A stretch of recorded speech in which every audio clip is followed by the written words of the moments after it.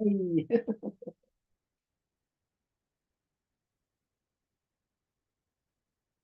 It's lovely to see you all this evening from all over the place tonight. That's great.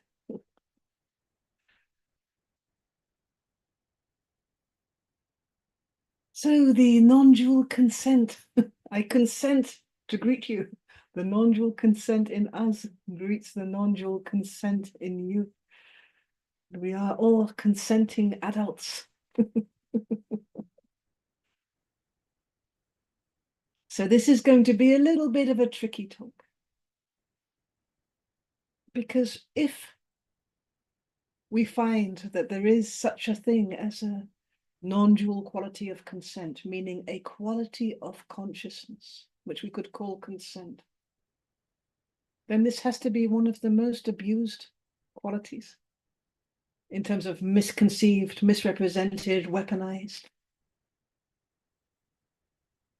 Meaning we forgot the consent which is always here, the depth of consent, and we replaced it with some kind of power struggle about boundaries and respecting boundaries, the right to put boundaries, the right to be heard when we say no, and that no is no. And this is not what we're talking about tonight. That's really about boundaries and respect and connection. We're talking about a deeper form of consent, a consent which is part of our consciousness, which comes from that existential layer of true nature. Meaning it's a consent which is always here, which will never get lost. It doesn't pass in time. We can't possess it, we can't control it, but we are it. That it's inseparable from consciousness. That like all the qualities of true nature, when it's present, it opens a doorway to the whole of true nature, to all the other qualities as well, to the liberation of consciousness. So what does this word consent mean? It's another way to say agreement or allowance, acceptance. But the beautiful thing about the con inside the consent, the con and the sent, is the con is about a meeting position of two, a creative happening, something's coming into life. And the sent is like, for the Israelis, it's like shalich. It's something is sent. True nature is sent out into the world. Or a message is sent. Information is sent. So, consent. Do we consent to be here? And what happens if we decide we don't consent, that there is no consent? I don't consent. I don't agree with this. This is not okay with me. What are we saying then?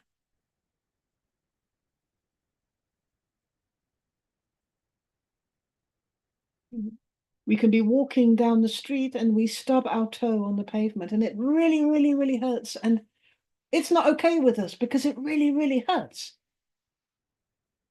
But it really, really, really hurts. And it doesn't matter that it's not okay with us. That's another thing.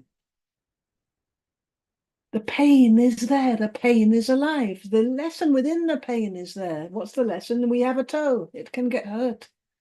We're alive. Watch out where you put your toe as you're walking down the street, not to stub it. Maybe walk a bit, whatever is the message. It happened. It's happening. It's too late. After that, we say we don't give our consent. Sorry. It's already been experienced. And so we can argue with it. We can argue with the suffering that we find we are suffering, conflict with it, resist it. But so often when we do that, what's happening is we're creating another whole area of experience as well as the suffering. So now we've got the suffering of heartbreak, for example, which we conflict with. We don't agree to have our hearts broken. Who would? And we have another suffering of resistance or a struggle with opening the heart, or a suffering with people, a conflict with people out there who do have their hearts open and they shouldn't because they can get broken. We have all kinds of power struggles going on in all directions. We might even birth a dimension where there is no such thing as a heart at all. We so much don't consent to that pain, which is anyway there.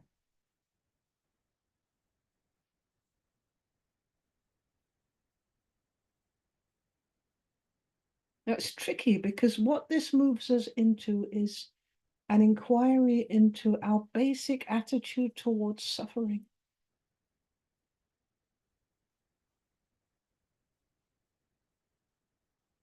And an examination of how we treat suffering.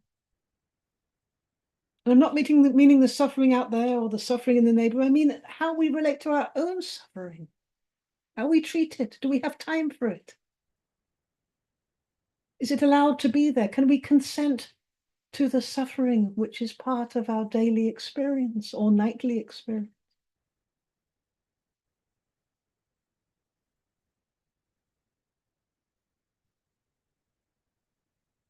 Can we acknowledge the consent which is already there?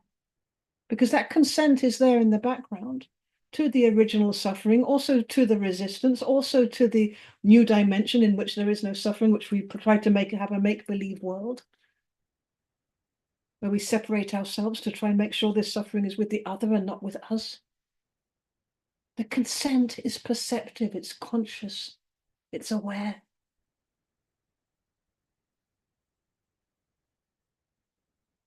There's consent to the whole caboodle, even when we make a mess of it, and also when we don't. So what are we saying when we talk about the quality of consent? Partly what we're saying is that it is a conscious universe. Or at least we are a conscious universe. We are conscious. Because we can't experience anything at all without the consciousness, our consciousness being there to experience it. And so there is this consent to experience, and then the matter of experience, whether it's a suffering matter or a less suffering matter. By the time we decide it's thumbs up or thumbs down, it already happened.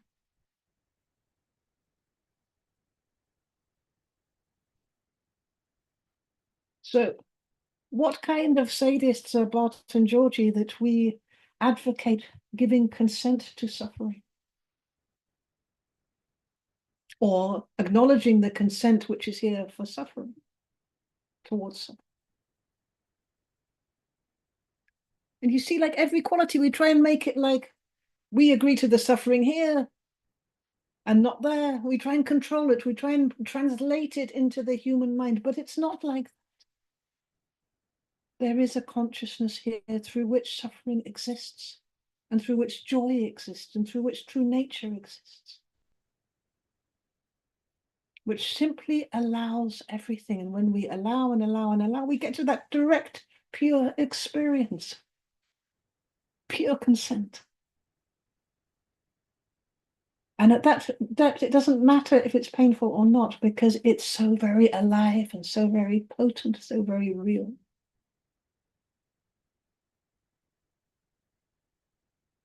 Well, there's a very strong pathway here. But first, let's talk a little bit about how heartbroken we are in relation to the protective God or the protecting universe, or the powers that be that should protect us. How disappointed we became. How sometimes it feels like we are walking around with one great broken promise in our hands, which is that the God that we used to believe in back in the day, maybe before this, the last century, isn't saving us from ourselves. It seems to be consenting to all of this horror that's going on here. The universe doesn't seem to give a toss if we're going to hurt each other very, very bad. It seems. Because there's no intervention, it seems. It seems almost impossible to forgive the heavens or the godly dimensions or the universe or whatever you want to call it, your higher self, your uncle, it doesn't matter. It seems impossible to forgive that this suffering is here.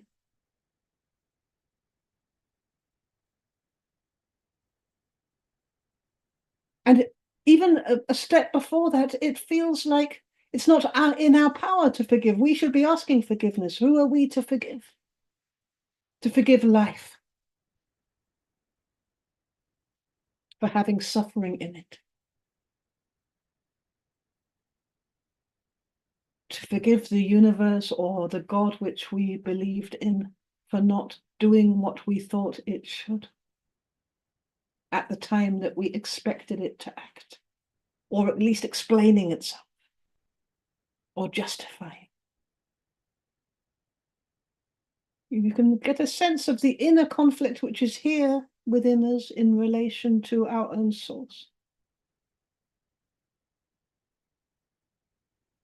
And it seems that when we get complicated with the quality of consent, just allowing what is happening to be happening, based on an experience that when we let whatever is happening, the body and the whole universe moves by itself through many dimensions in a healing process of some kind in some time frame. But when we get complicated with that, and we say, no, the suffering shouldn't be there, the list becomes endless. We shouldn't suffer illness, we shouldn't suffer insanity, our friends and neighbors shouldn't suffer illness and shouldn't suffer insanity. People in our country shouldn't suffer anything bad. In other countries, we can still live with it. In fact, we might even enjoy it because somebody has to suffer, right? But basically, we build a shopping list of things which must never happen in order for us to be alive. Now, this is a kind of craziness. These things that we don't agree with. If it's like this, then I don't want to live anymore.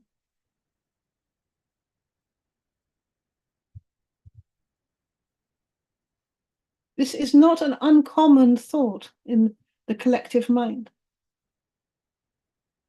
If it's like this, that there is this suffering, then I don't agree with life. So that's it. So who am I?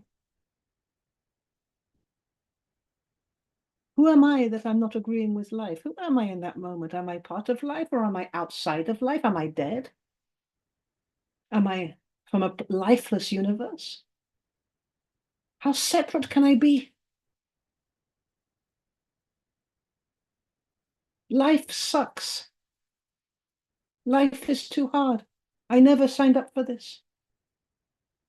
Which is the I that never signed up for this? Who is this one that's judging life? What is this aspect of life which is attacking life? Sometimes with quite a violence. Like an autoimmune movement. And life is attacking life. Because there's some suffering which happened already or which is there within the vast area of experience. You know, it might hurt when I open my eyes. I suffer when I open my eyes, but then I see the most glorious sunset. So if I never wanted to suffer in opening my eyes, this beauty would never be there for me. And worse than that, because there was pain when I tried to open my eyes, I blame life. I separate, divide, as if I am something beyond life even. Because life suffers. So often when there's no consent for suffering, there's no consent for being alive, for aliveness, for consciousness at all. And as that's clearly an impossibility, what's created is a field of experience which is pure conflict. A strange aberration of a human being which is hitting itself and hitting itself and hitting itself. From a kind of mental arrogance that things should be different from what they are being experienced as. A kind of smallness, a kind of meanness, that there's not enough space to contain this suffering. That this suffering is more important than life itself. So non-consent, arguing with the quality of consent, begins to have quite strong implications, because it's not just with life. Because where we suffer, there's always another quality involved. A quality of the deeper essence of ourselves. So if we suffer hatred, betrayal, a big fight within a love story, then it's the love in us which is feeling this pain. The love is causing the suffering. If you took the love out, there would be no suffering. And we try, we say, I don't love anymore. That's it, I don't love anymore. I'm done with love. Love is not for me.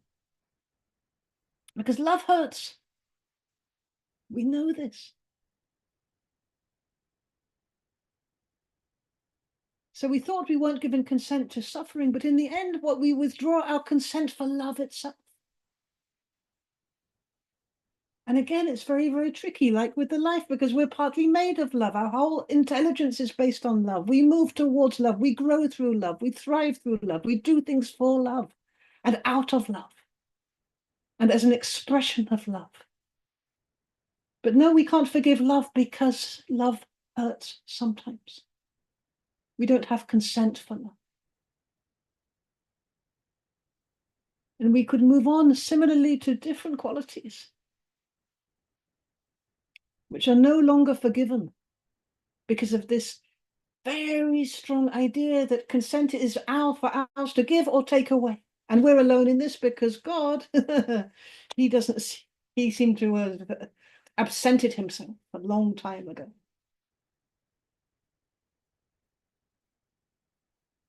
Now it's very, very tricky. It's not like we're saying that it's nice that there is suffering, or that we should ignore suffering, or should move into ignorance, or we should say, okay, there's suffering, I allow it. That's not it, because when there is suffering, we could dissociate like that, we could try, but another part of ourselves from the body upwards through the senses, through the nerve system, is resonating with that suffering.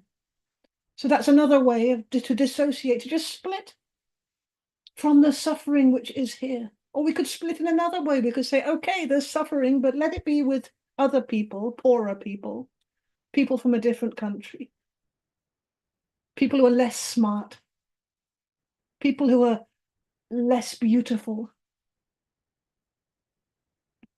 Let the suffering be with the ones that deserve it, and we'll decide that, who deserves it. They'll learn through it. But we don't want it in our house, in our home. Another dissociation. And by dissociation, I mean there's a split happening from what anyway we are experiencing, because in order to reject something, we have to first feel it. Even if it's for a microsecond, even if it's just our eyes touch it, even if we just hear a distant scream.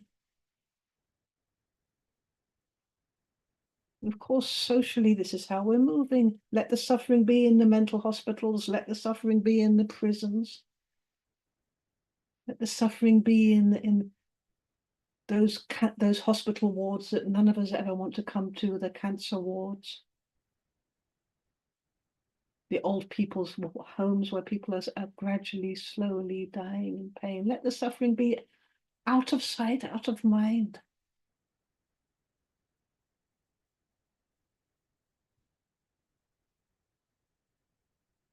And often it can leave us feeling so lifeless, so split, so confused that what we feel we need is a really strong rage. Rage comes forward to try and get us back into the center, to say that we do care about suffering, but then we don't want it here. We don't want it in our neighborhood. We don't want it too close to home. So we read the newspaper and we get very, very, very judgmental about a suffering which is all the way over there, far, far, far.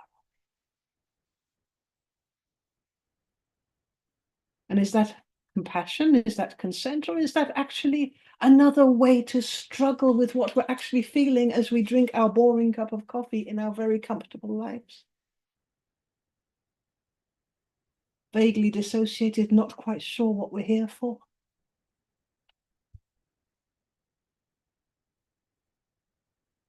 So there is this duality of violence and dissociation, and there's so many ways that this makes sense in terms of the quality of consent.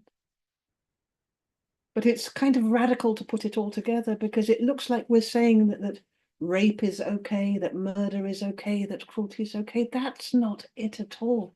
On the contrary, we're saying that these behaviors come about partly because of the dissociation, because of the charge of violence, which is trying to get things back into the center, because of the movement away from feeling connection, the movement away from experiencing what is being felt, even if it's being felt through the skin of the other. The dissociation from the heart, the dissociation from the feeling of honor, the dissociation from the freedom to actually care for life. It's really the other way around from what we would expect.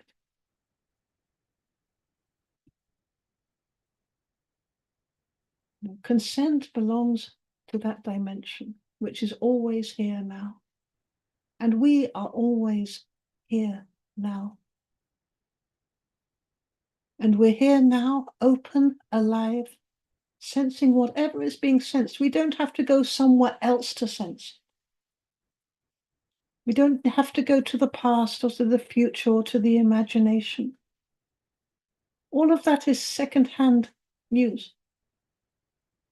It's literally what is being felt in the here and now. And even suffering, when there is consent for suffering, what we would call suffering in the here and now, and we let ourselves experience it, it becomes sensation. In a vast space of experience, it no longer looks like or feels like suffering. It's phenomena. It's movement. And the amazing thing is that when there's consent and we allow ourselves to feel the sensations of suffering, that which is sensing those sensations also comes online, which means the love comes online. The wisdom comes online. The patience comes online. The whole healing intelligence of the universe comes online through us.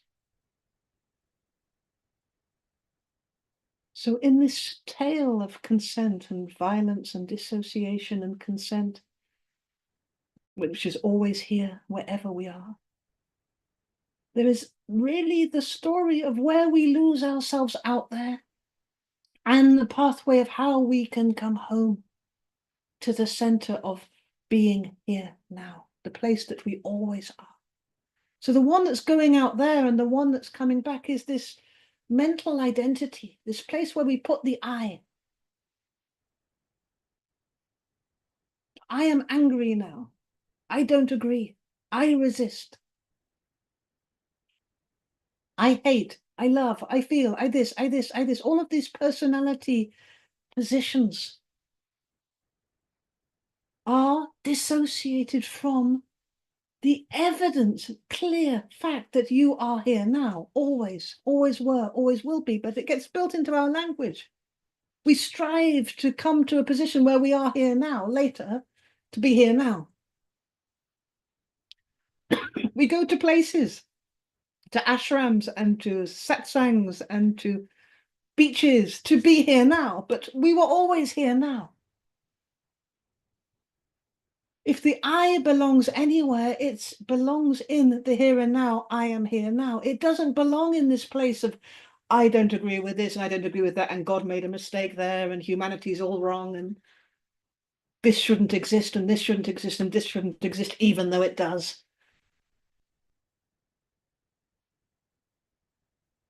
So when we're able to move with this quality of consent, it's a gentle quality, but it's austere as well, because it can't compromise.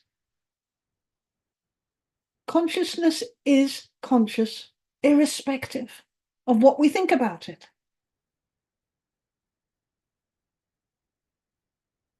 It's always behind. It's even behind the idea of consent. It's behind the concept of consent. It's behind the very idea that we could give it or take it away.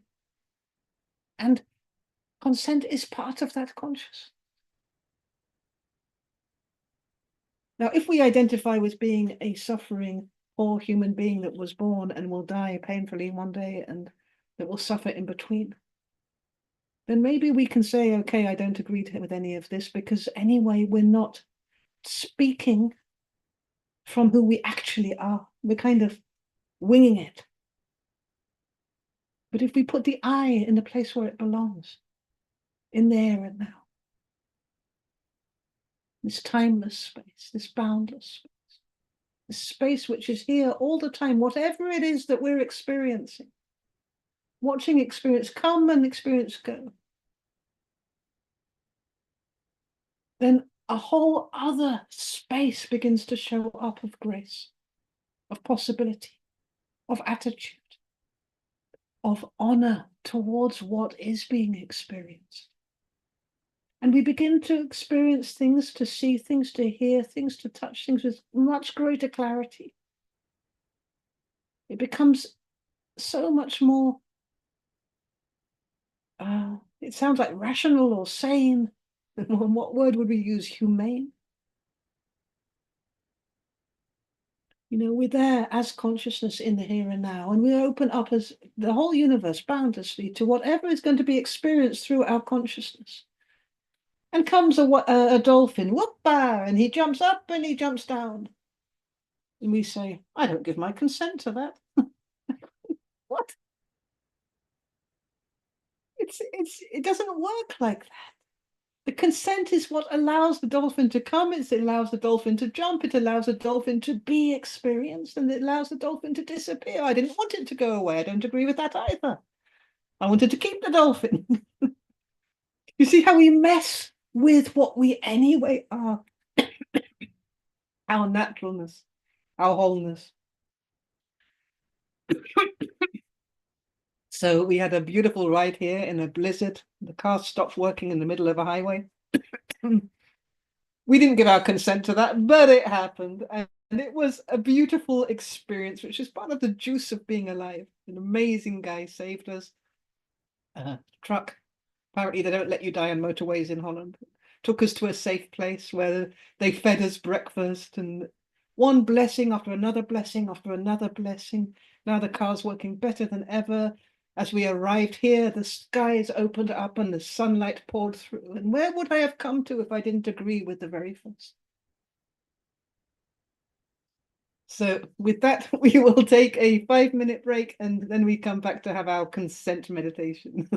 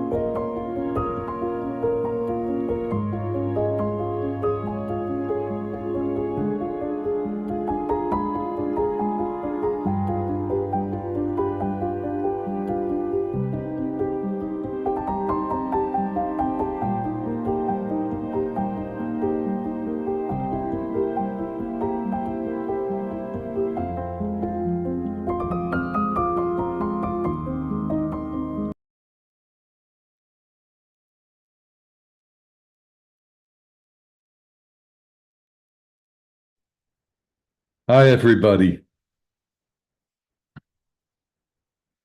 It's so nice to see you all again.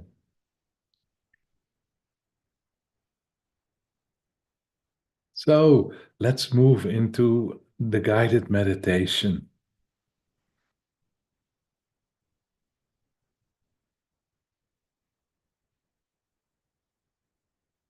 And I'd like you to find a comfortable position.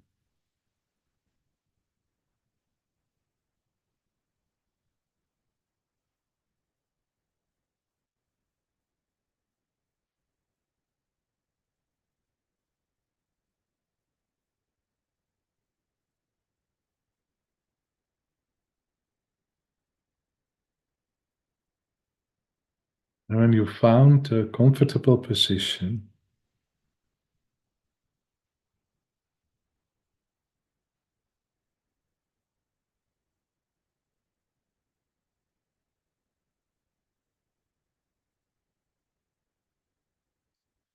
I'd like you to kind of connect with your physical body.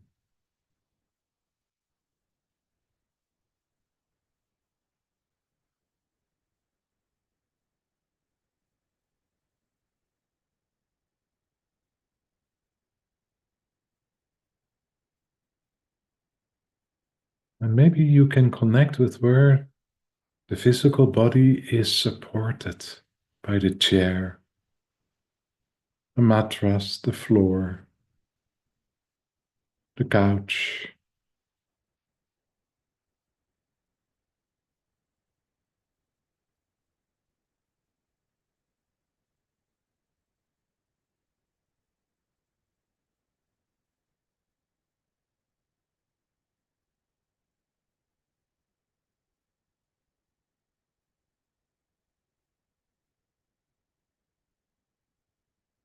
And maybe it's possible to allow yourself to relax a little bit more deeply into this support.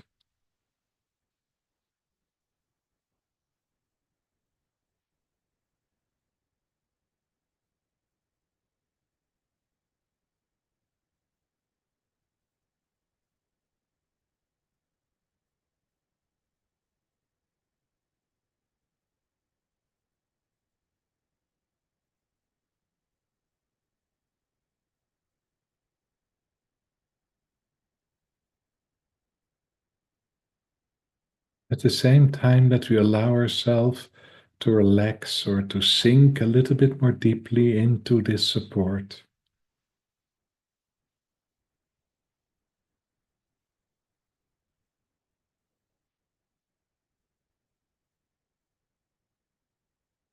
I'd like you to connect with the energy and the vibration of consent.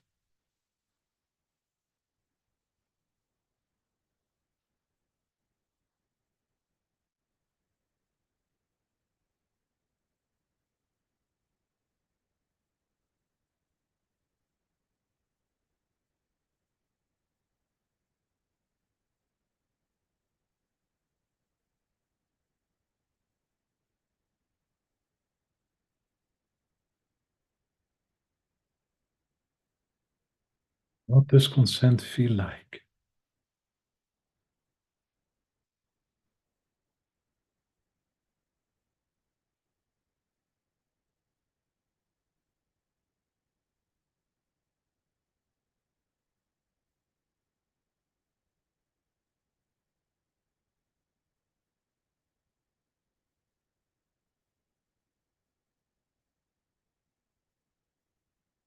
And is there any area in the body where you feel this could be a source of consent? Or maybe around the body?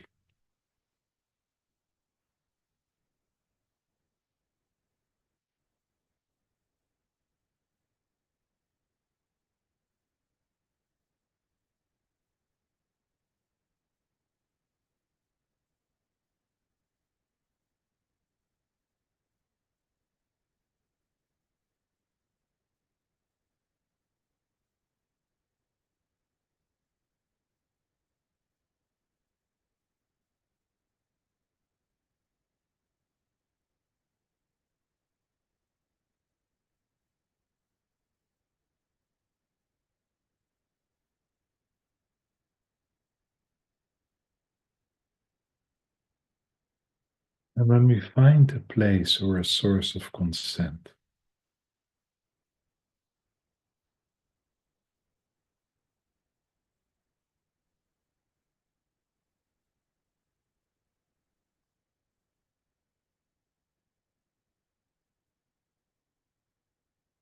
what are we consenting with?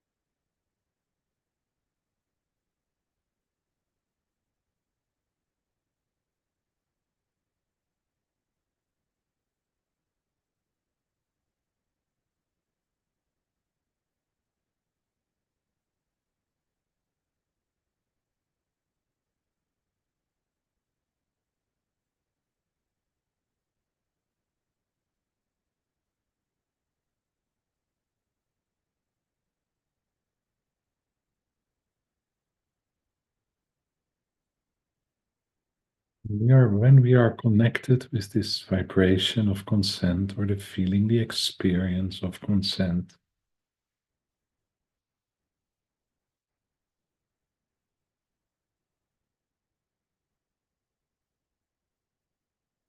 I like you to bring this energy, vibration to the physical body.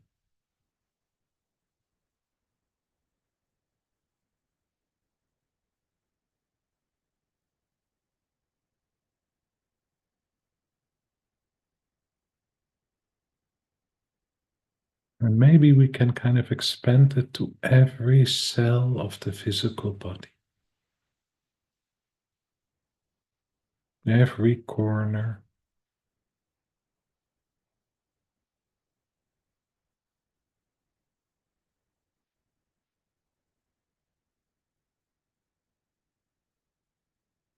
slowly expand the vibration of consent to the whole body.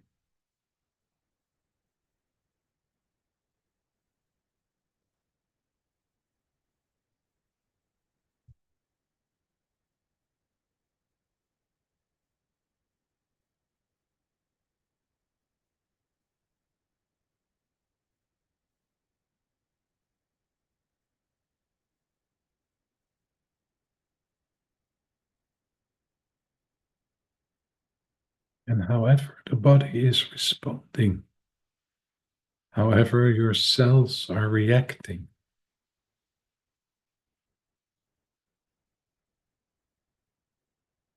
and try to agree with that.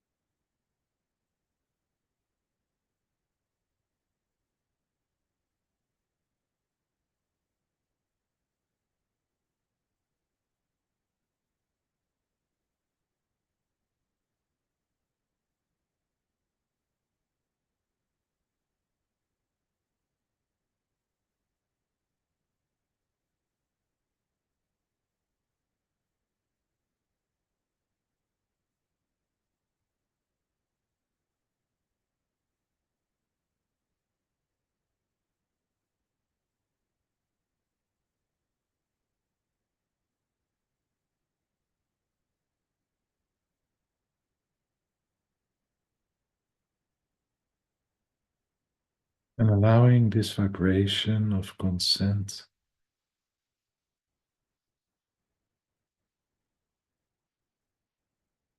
to move through the whole body, to every cell of the body.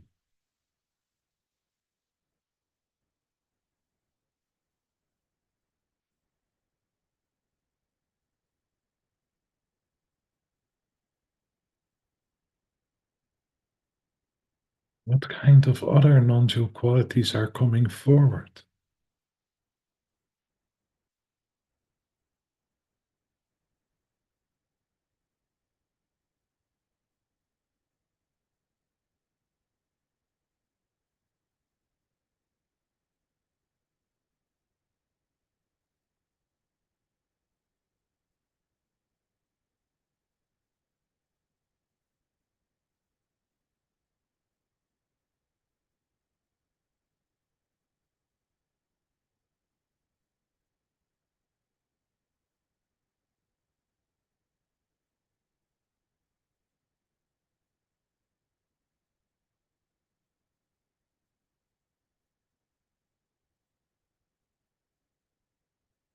I'd like you to attune to one of these qualities.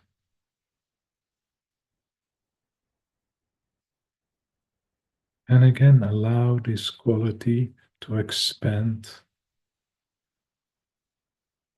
to wherever it needs to expand.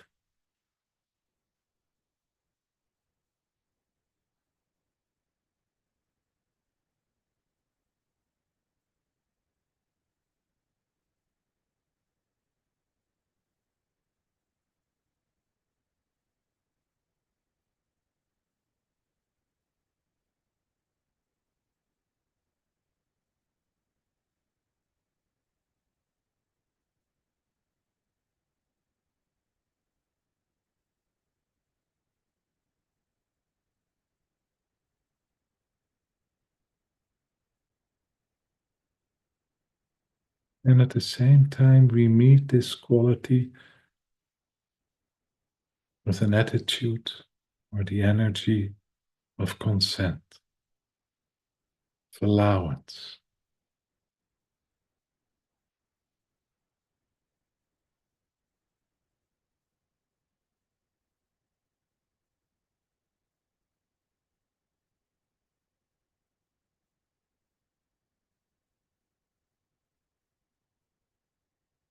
You don't push, you don't pull, you just allow this quality to move as it needs to move.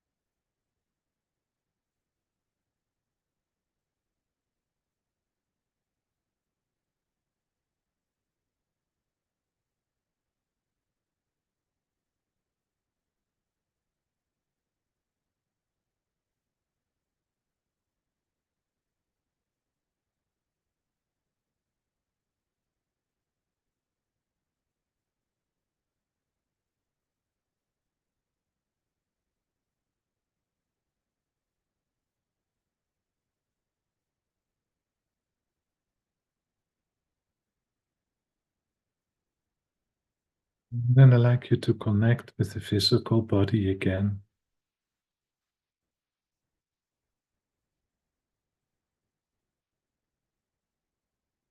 Giving consent to whatever is happening in the physical body right now.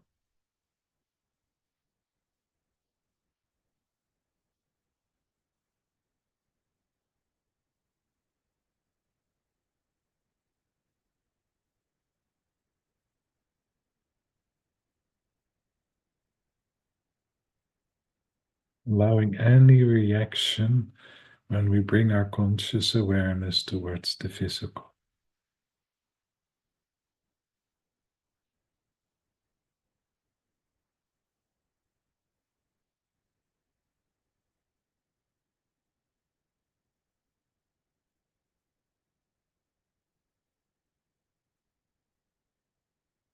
And again, we bring our attention to where the physical body is supported by the chair, the couch, the mattress, the floor.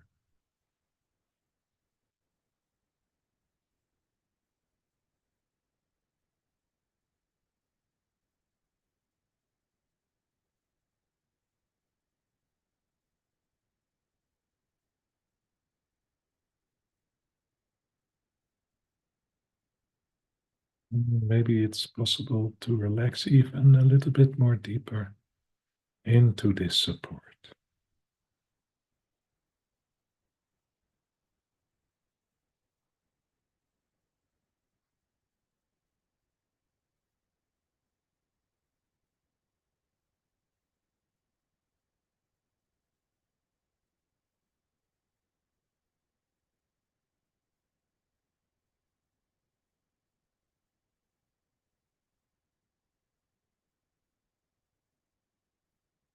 And relaxing more deep into this support, whatever is coming forward as a sensation, a thought, a feeling, an experience.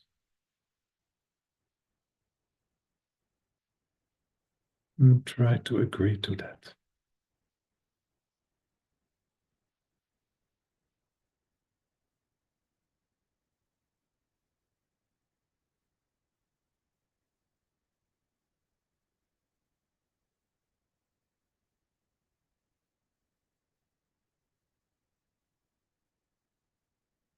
Allow it to be as it is.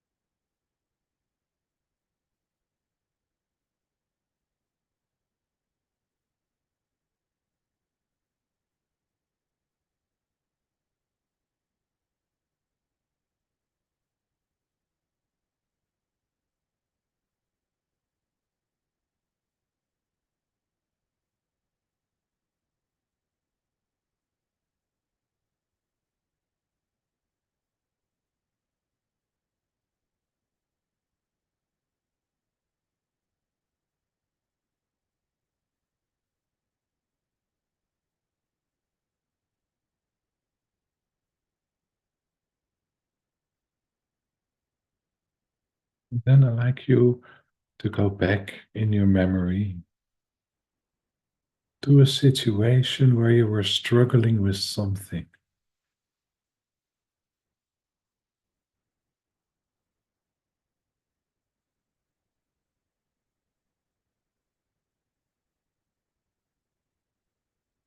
Where you're in a fight with something.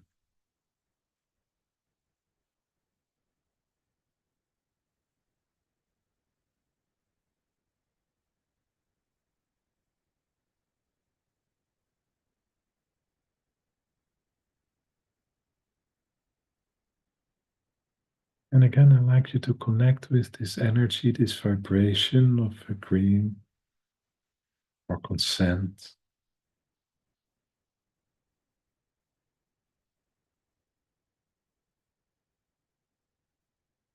And just give the fullest consent to feel your fight, to experience your struggle.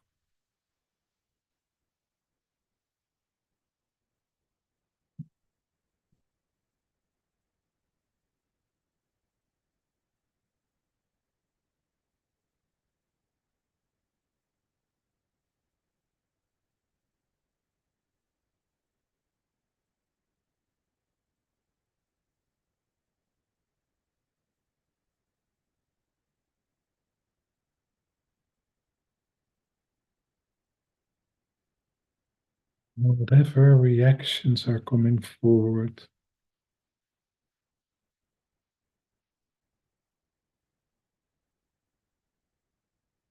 allow them to be there.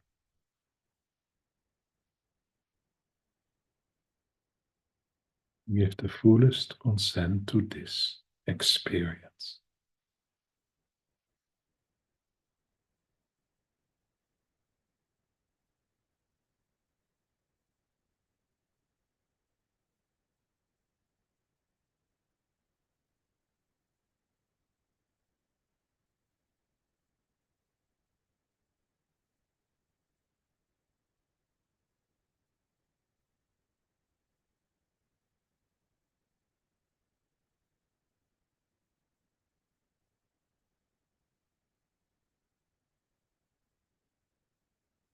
And allow it to unfold as it needs to unfold.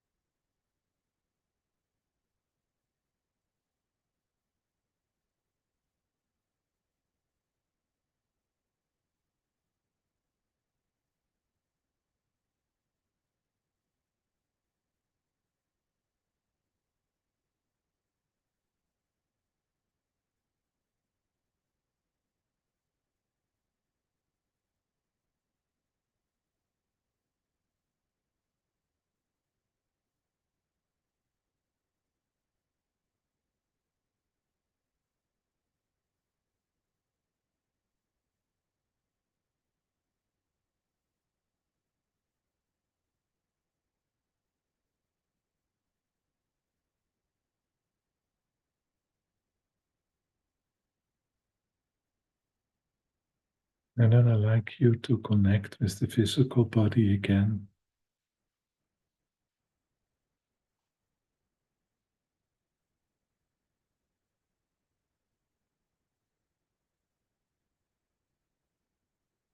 Then bring your attention to where your physical body is supported by the couch, the chair, the mattress, the floor.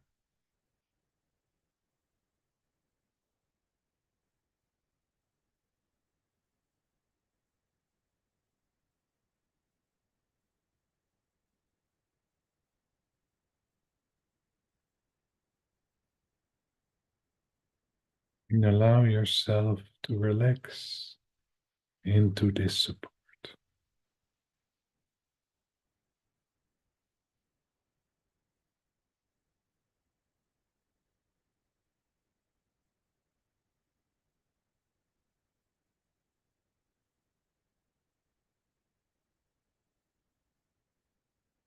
And whatever sensation, feeling, thought, experience is coming forward,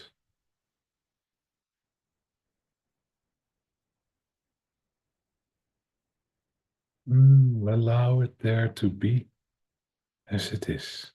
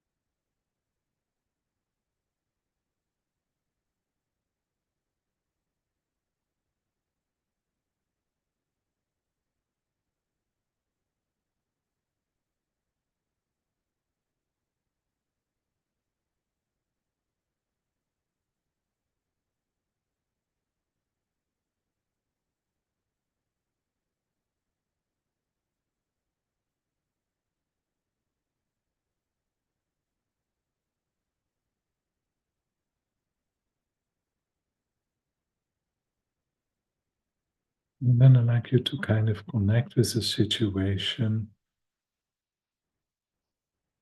in which you recognize yourself as controlling,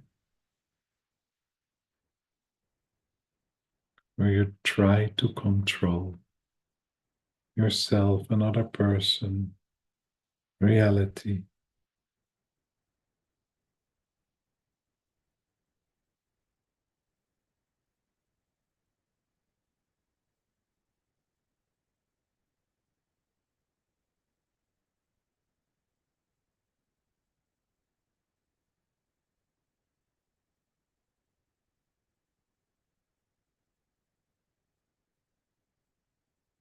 And allow yourself to connect with the atmosphere, the energy of this control.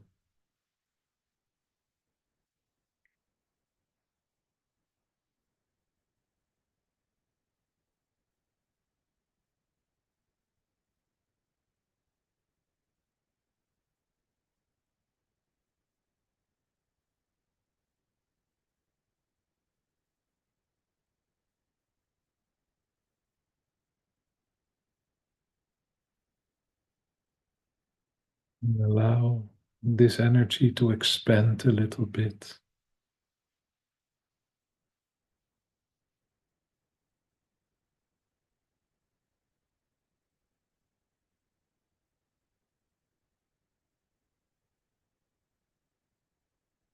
And whatever reaction, when you expand it a little bit, when you make this energy of control a little bit stronger, whatever reaction is coming forward in the body, in the mind, emotional, or on the feeling level, whatever experience is coming forward, give consent, allow it to be there.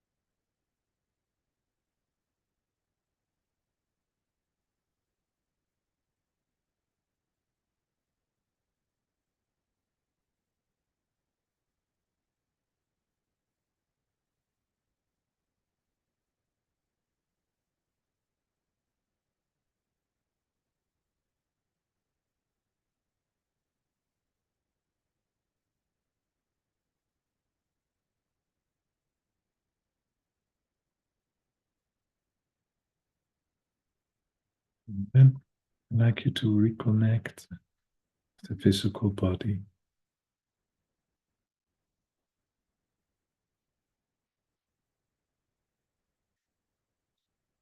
And with where the physical body is supported, your chair, the couch, the mattress, or the floor.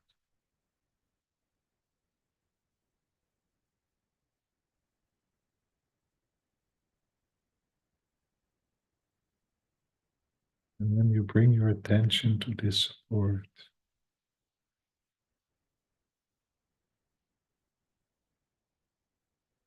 Allow yourself to relax deeply into this support.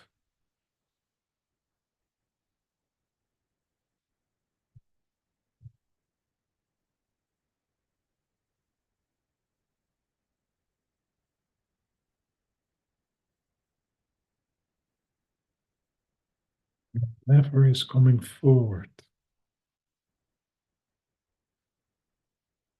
and relaxing into this support.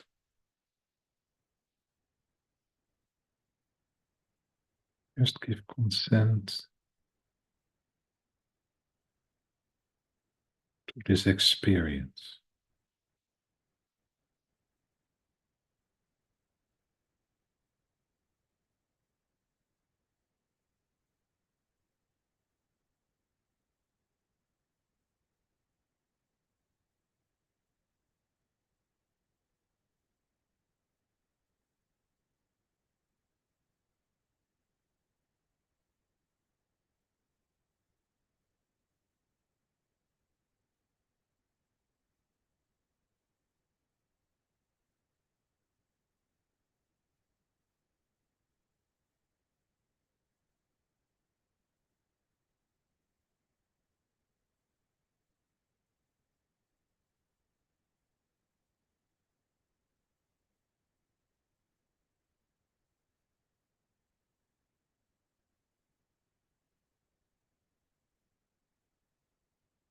And then I'd like you to connect with the quality which is important in your life. A non-dual quality that you see as important in your life.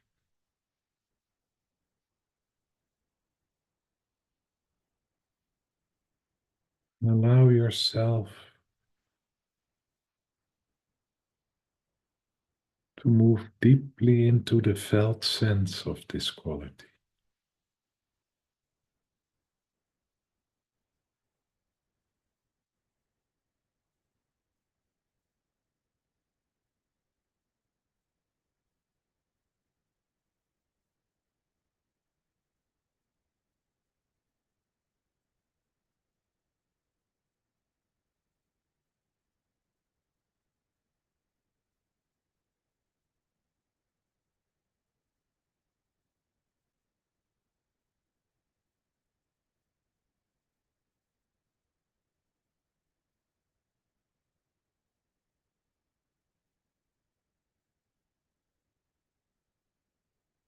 And allow this quality, the vibration of this quality, experience of this quality to expand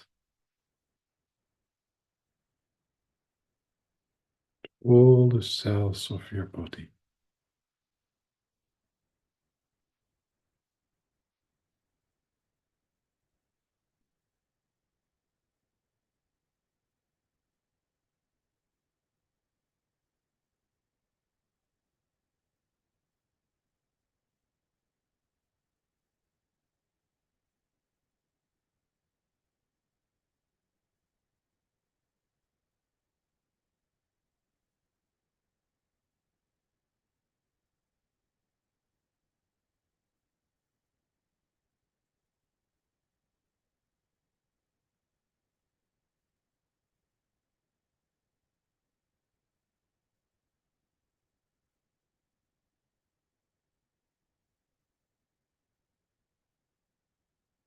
And give consent to whatever reaction is coming from the body.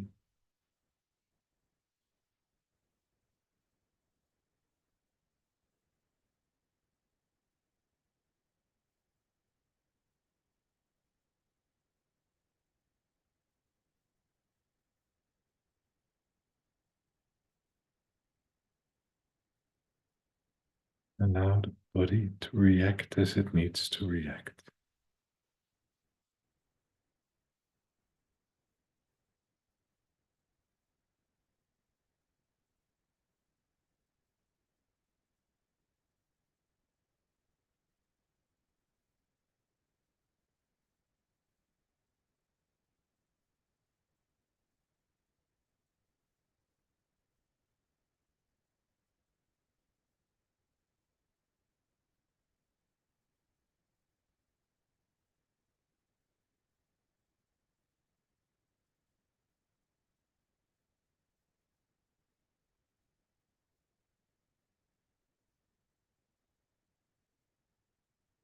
And then allow this quality to express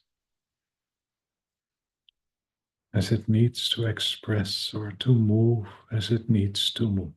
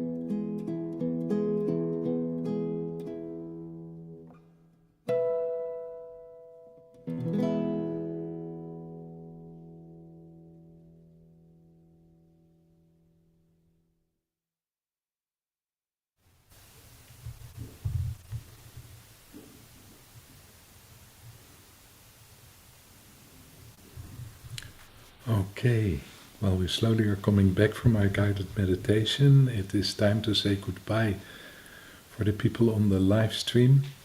And thank you for joining with us and being with us. It's a pleasure to feel you, to experience you. And we hope to experience you again next week. And of course, you're always welcome to come to the Zoom room as well. Okay, we take a 5-minute break, and after 5 minutes, there's some time for sharing and questions, and of course, the peace meditation.